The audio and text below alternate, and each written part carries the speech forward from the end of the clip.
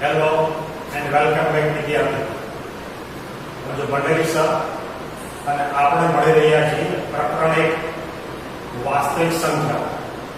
ગઈકાલે આપણે યુક્લિડની ભાગવિધિનો પ્રવિધિનો ઉપયોગ કરી અને ગુસા કેવી રીતે મેળવવો એ આપણે આજે આપણે કોઈ પણ સંખ્યા આપેલી હોય તો એ સંખ્યાને અવિભાજ્ય અવયવોના ગુણાકાર સ્વરૂપે એને કેવી રીતે દર્શાવવું એ આપણે જોઈશું. જે આપણા ગણિતના સ્વાધ્યાયની અંદર સ્વાધ્યાય 1.2 ની અંદર પહેલા દાખલા આપણે જોઈશું. જે પ્રાથમિકની અંદર અવિભાજ્ય અવયવ વિશે તમે ભણ્યું. અવિભાજ્ય અવયવ માનો કે 140 છે. 140 ના આપણે અવયવ પાડવાના. જે અવયવ બે પ્રકારના હોય, વિભાજ્ય અને અવિભાજ્ય હોય. તો આના અવિભાજ્ય અવયવ માનો કે 30 છે. તો 30 ના અવયવોની વાત કરીએ તો 30 ના અવયવોની અંદર 1 2 3 5 6 10 એવા વિભાજ્ય અવયવ અને અવિભાજ્ય અવયવ બને છે. તો આપણે માત્ર આની અંદર અવિભાજ્ય અવયવોના ગુણાકાર સ્વરૂપે આને દર્શાવવા. તો આના અવિભાજ્ય અવયવ તો આપણે જાણીએ છીએ કે અવિભાજ્ય અવયવ શરૂઆત કરીએ તો અવિભાજ્ય અવયવ 2 થી શરૂ થાય. સામાન્ય રીતે આપણે મોટા ભાગના વિદ્યાર્થી ભૂલ કરે છે કે જ્યાંની અંદર 1 2 3 4 5 6 તો મોટા ભાગના વિદ્યાર્થીઓ એકી સંખ્યાને અવિભાજ્ય સંખ્યા ગણે છે, એકી સંખ્યાને વિભાજ્ય સંખ્યા ગણે છે. આ રીતે ભૂલ કરે. ઉપરાંત આની અંદર જે આ 1 છે, આ 1 ને વિભાજ્ય અને અવિભાજ્ય બેમાંથી એક સંખ્યામાં ગણવાની નથી. અવિભાજ્ય સંખ્યાની અંદર માત્ર એકી સંખ્યામાંથી જ અવિભાજ્ય સંખ્યા આવશે. એ પણ બધી સંખ્યા અમુક સંખ્યા માત્ર આની અંદર બે એક એવી સંખ્યા છે કે જે બેકી હોવા છતાં પણ અવિભાજ્ય સંખ્યા છે. અવિભાજ્ય સંખ્યાની અંદર સૌથી નાનામાં નાની અવિભાજ્ય સંખ્યા 2 અને ત્યારબાદ બે સિવાયની બાકીની બધી જ બેકી સંખ્યાઓ છે એ વિભાજ્ય સંખ્યાઓ. અવિભાજ્ય સંખ્યાની અંદર માત્ર 3 5 7 9 11 13 15 એમાંથી બધી સંખ્યા વિભાજ્ય નહીં આવે. એમાં અમુક સંખ્યાઓ તો પ્રથમ અવિભાજ્ય સંખ્યાની અંદર 2 3 5 7 પછી નવી સંખ્યા છે પણ વિભાજ્ય છે, ભાગ પાડી શકાય. ત્યારબાદ 11 13 17 19 23 આ બધી અવિભાજ્ય સંખ્યાઓ છે.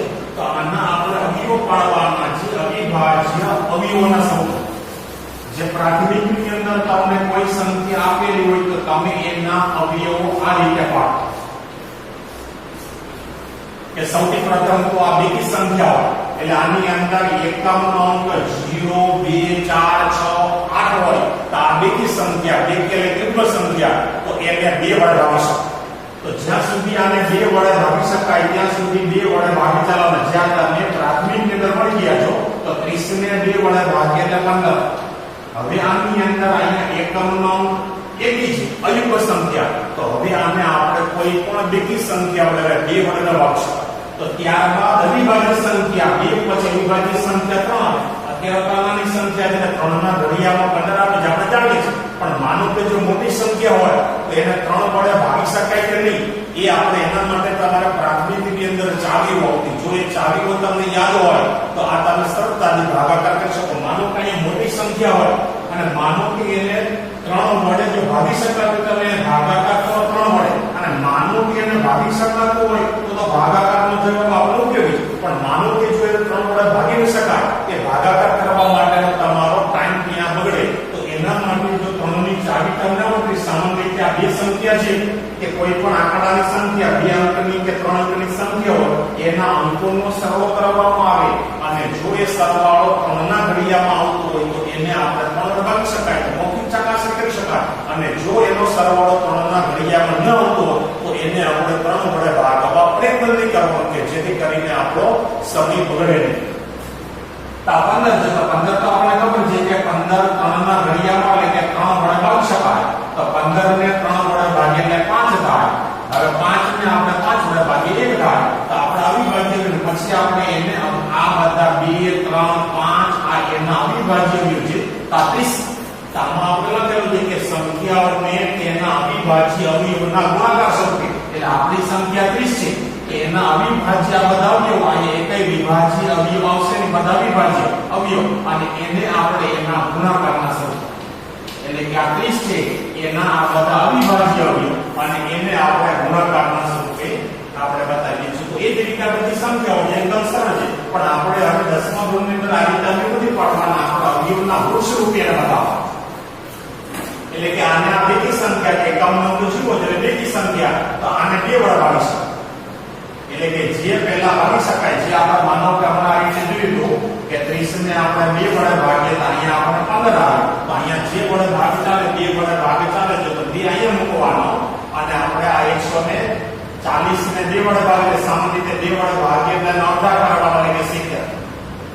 હજી અહીંયા એકમનો 0 એટલે કે બે યુગલ સંખ્યા છે તો હજી આને આપણે 2 વડે ભાગીશું.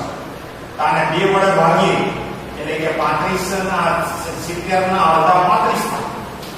હવે આનો 51 નો 5 આવે છે એકી સંખ્યા એટલે હવે આપણે આને 2 વડે ભાગી શકાય. તો હવે આને કેટલા વડે ભાગીશું? સામાન્ય રીતે 2 પછી અવિભાજ્ય અવયવ 3 આવે.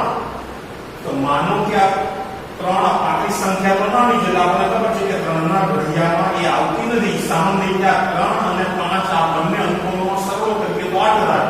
જે 8 3 ના ઘડિયામાં આવે એટલે આ 35 ને 3 વડે ભાગી શકાય.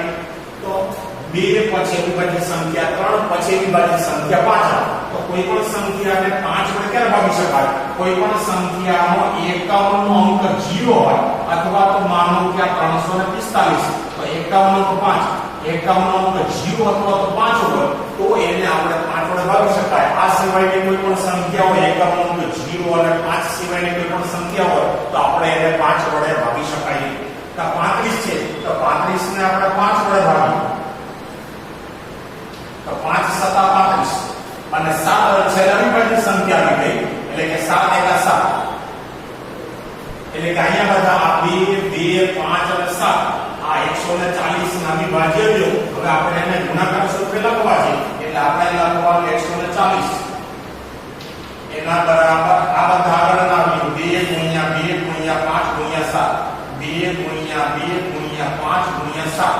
હવે આને કોઈ પણ સંખ્યા રિપીટ કરતી તેને ઘાતાંક સ્વરૂપમાં લખીએ એટલે કે 2 નો વર્ગ * 5 * 7. એકદમ સરળ દાખલો છે. એ જ રીતે 156 ની અંદર એકમનો અંક 6 યુગલ સંખ્યા છે એટલે કે એને 2 વડે ભાગી શકાય. જ્યાં સુધી એને 2 વડે ભાગ ચાલે 2 વડે ભાગી શકાય ત્યાં સુધી એને 2 વડે ભાગવાનું. તો 156 એને આપણે 2 વડે ભાગી 156 ના અડધા કેટલા થશે? ન તમને ખબર પડતી હોય તો પહેલા તમારે પ્રેક્ટિસ કરો ત્યારે એનો ભાગાકાર સાઈડમાં કરી લેવાનો અને ત્યારબાદ વધારે ને વધારે તમે આગળ પ્રેક્ટિસ કરો એટલે પછી તમે એને મૌખિક કરી શકો. તો આ 2 વડે 156 ને ભાગીએ એટલે કે 7 * 2 એટલે કે 14 થાય. 15 માંથી 14 બાદ કરીએ ઉપરથી 6 થાય એટલે 16 થાય. 8 * 2 એટલે કે 16 થશે. એટલે 156 ને 2 વડે ભાગીએ 71 * 2 એટલે 156. જ્યારે એકમનો 8 બેકી સંખ્યા છે યુગલ સંખ્યા એટલે હજી આને 2 વડે ભાગીશું. તો 71 ને આપણે 2 વડે ભાગીએ તો 71 ના અડધા ન ખબર પડે તો સામાન્ય રીતે સાદી દેશી હિસાબની અંદર જે સામાન્ય થોડું ભણેલા નબળા લોકો હોય એ ઘણી વખત આપણે જે હિસાબ કરતા એના કરતા ઝડપથી કરી લેતા. તો આની અંદર એ લોકો શું કરે કે આ 71 છે એની નજીકનો શૂન્ય વાળો અંક લઈએ કે 70 તો 70 ના અડધા 35 થાય. ઉપરાંતની અંદર 8 છે 8 ના અડધા 4 થાય એટલે 35 ને 4 45 એટલે સીધો મૂકી શકાય. અથવા તો તમને ન ખબર પડતી તો સામાન્ય રીતે તમે શરૂઆતની રીતે પ્રેક્ટિસ કરી અને ભાગાકાર કરીને જ મૂકી શકાય. હવે એકમનો 9 એકી સંખ્યા છે હવે આને આપણે 2 વડે ભાગી શકાય. તો આની અંદર 3 અને 9 આ બંનેનો સરવાળો 12 થાય. જે 12 3 ના ઘડિયામાં આવે છે એટલે 39 ને આપણે 3 વડે ભાગી શકાય. 39 ને આપણે 3 વડે ભાગી 3 * 13 તો હવે આ 13 અવિભાજ્ય સંખ્યા એટલે આપણે 13 * 1 ના સ્વરૂપમાં લખી શકાય. 13 * 1 એટલે કે 1 આવે ત્યાં સુધી આપણે આગળ ક્રિયા કરતી જવાની. આગળ ને આગળ આપણે ભાગાકાર કરતા જઈએ વિભાજ્ય લખતા જઈએ છેલ્લે 1 આવે ત્યારે આપણો એ અવયવ પૂરો થાય. આની અંદર આપણે 156 એટલે 2 * 2 * 3 * 13 સ્વરૂપમાં લખી શકાય. એટલે 156 ને એના ગુણાકારના સ્વરૂપમાં લખીએ એટલે 2 * 2 * 3 * 13 અહીંયા રિપીટ 2 થાય છે એટલે એટલે 2 નો વર્ગ ગુણ્યા 3 ગુણ્યા 2 થાય. એકદમ સરળ દાખલા છે. તમે આવડી ગયા છે પ્રાથમિક. હવે આની અંદર સંખ્યા બહુ મોટી આવે તો મોટી સંખ્યા ત્યારે થોડું ધ્યાન રાખવાનું. હવે આની અંદર એકમનો અંક 5 છે. એકી સંખ્યા દ્વિઘાત સંખ્યા એટલે આપણે આને 2 વડે ભાગી શકાય ને 2 વડે ભાગવા માટે આના પ્રયત્ન પણ નહીં કરો. તો એના પછીની અવિભાજ્ય સંખ્યા 3 તો સીધું જ માનો કે આને 3 વડે ભાગી અને માનો કે 3 વડે ભાગી શકાતું ન હોય તેનો ભાગાકાર કરીએ તો આપણો ખોટો ટાઈમ બગડે. 3825 આને માનો કે 3 વડે ભાગીએ અને માનો કે ભાગી શકાતું તો આપણે જવાબ મળે તો જવાબ આપણે જરૂર છે. તો આપણે મૌખિક ક્રિયા કરી કે 3 એક બધા અંકોનો સરળ કરવાનો. 3 8 2 અને 5 આ બધા આંકડાનો સરળ કરીએ અને જો એ સરવાળો 3 ના ઘડિયામાં આવતો હોય તો એને આપણે 3 વડે ભાગી શકાય. આપણે જોઈએ કે 3 + 8 11 11 માં 2 ઉમેરીએ એટલે 13 13 માં 5 ઉમેરીએ 18 તો 18 3 ના ઘડિયામાં આવે એટલે આ સંખ્યાને આપણે 3 વડે ભાગી શકાય. માન કે જો ન ભાગી શકાતું હોય અને તમે જો ભાગાકાર કર્યો હોય તો અહીંયા તમારો ભાગાકાર કરવા માટેનો જેટલો સમય જાય એ તમારો નકામો સમય બગડે.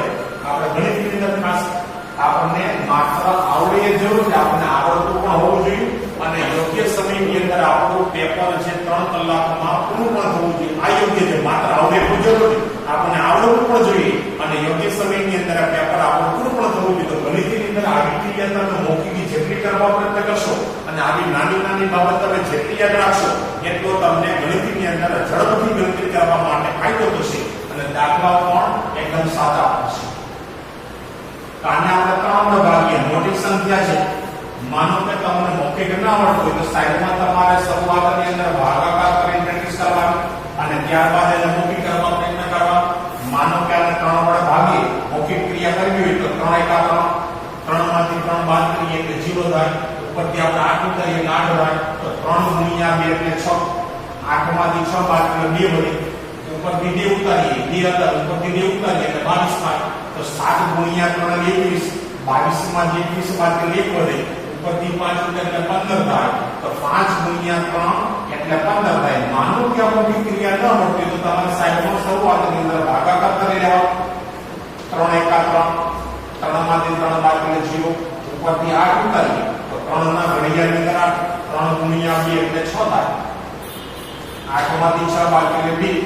ઉપરથી 2 ઉતારીએ તો 7 ગુણ્યા 3 એટલે 21 7 ગુણ્યા 8 એટલે 24 વધી જાય. તો 3 × 7 = 21 22 માં 21 બાદ કરીએ 1 વધે. ઉપરથી 5 ઉતારીએ એટલે 5 ગુણ્યા 3 એટલે 15 થાય. એટલે કે આપણને 3825 ને 3 વડે ભાગીએ એટલે 1275. હજી આપણે જોઈએ કે 3 વડે ભાગી ચાલે કે નહીં. અને સપોઝ 1 + 2 એટલે 3 3 + 7 એટલે 10 10 + 5 એટલે 15. હજી આ 15 જે 3 ના ઘડિયામાં આવે છે તો હજી આ સંખ્યાને આપણે 3 વડે ભાગી શકાય. જ્યાં સુધી આને 3 વડે ભાગતા આવે ત્યાં સુધી 3 વડે ભાગો. હવે તમે ક્રિયા રીતે મૌખિક કરજો.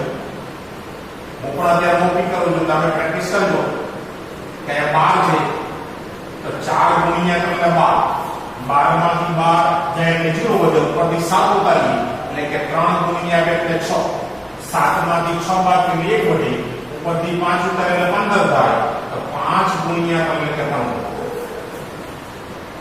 તો 1275 એટલે કે 3 ગુણ્યા 425. હવે હજી આપણે જોઈએ કે આનો ભાગ ચાલે કે નહીં. તો 4 ગુણ્યા 2 એટલે 6 6 + 5 એટલે 11. તો હવે 11 3 ના ઘડિયામાં આવે ને એટલે આ સંખ્યાને આપણે 3 વડે ભાગી શકાય નહીં. તો હવે આપણે કઈ સંખ્યા વડે ભાગો? તો આપણે ખબર છે કે 3 પછી વિભાજિત સંખ્યા 5 આવે.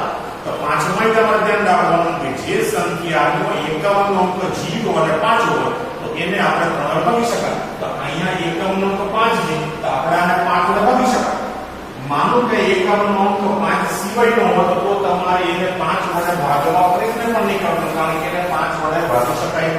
તો આને 5 વડે ભાગી તો નાનો આંકડો મૌખિક કરી શકાય. 42 છે 5 × 40 42 માંથી આપણે 40 બાદ કરીએ એટલે 2 વધે. ઉપરથી 5 એટલે 25 તો 5 ગુણ્યા 5 એટલે 25. હજી એકમનો અંક 5 છે તો હજી આપણે એને 5 વડે ભાગી શકાય. અને 5 વડે ભાગી તો આ તો સામાન્ય નાનો આંકડો છે. આપણને ખબર હોય 17 એટલે 85 થાય અને 17 વિભાજ્ય સંખ્યા એટલે ત્યાં 17 એકા 17 તો આ 3825 ના વિભાજ્ય કે 3 ગુણ્યા 3 ગુણ્યા 5 ગુણ્યા 5 ગુણ્યા 17 એટલે કે 3825 છે એને આપણે ગુણાકારના સ્વરૂપમાં લખીએ તો 3 ગુણ્યા 3 ગુણ્યા 5 ગુણ્યા 5 ગુણ્યા 17 હવે આ બે સંખ્યા રિપીટ થાય છે 3 જેવું કરી દે 3 નો વર્ગ 5 નો વર્ગ ગુણ્યા 17 એટલે આ 1.2 ની અંદર જે પહેલો દાખલો છે કે જે સંખ્યાઓ છે તેના અવિભાજ્ય અવયવોના ગુણાકાર સ્વરૂપે દર્શાવવાનું છે એકદમ સરળ છે આ દાખલાઓ જે તમે પ્રાથમિકમાં ભણતા હોય પણ તે જ રીતે પણ આપણે અવયવોના વૃક્ષ રૂપે દર્શાવવાનું છે ક્રિયા તો છે કે આપણે જે ક્રિયા તમે પ્રાથમિક કરતા એ જ રીતે કરીએ છીએ આવા દાખલા